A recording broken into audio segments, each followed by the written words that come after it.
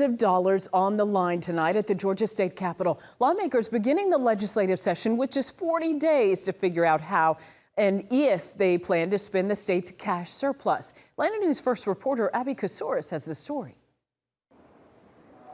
Both Democrats and Republicans are praising the state's economic position, saying that there's a lot of good that $11 billion surplus can do.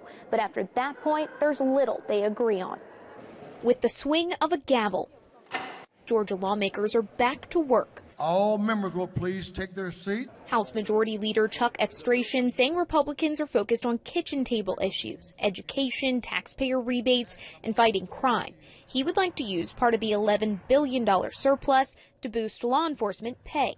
Priority of our caucus is to make sure that all Georgians feel safe, particularly in their own homes. In September, the Department of Public Safety Commissioner testified before the state's Public Safety Committee that more troopers are resigning.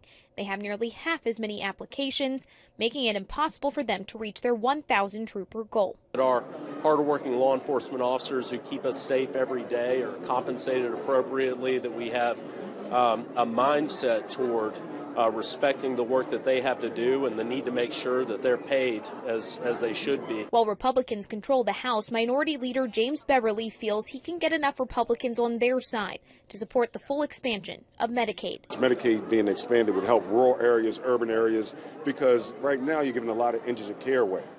And so at least you get 86 cents on the dollar as opposed to zero. The state opted for their own alternative to Medicaid, Georgia Pathways. The state estimated more than 300,000 Georgians would be eligible. As of November, the Department of Community Health reported less than 17,000 people submitted applications. Beverly wants more money to improve state services for low-income families. We have a governor who disregarded, line item vetoed, so many different items that were necessary, lunches for kids. Give me a break.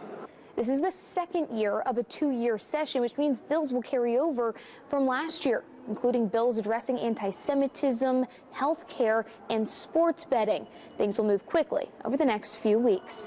In Atlanta, I'm Abby Kasouris.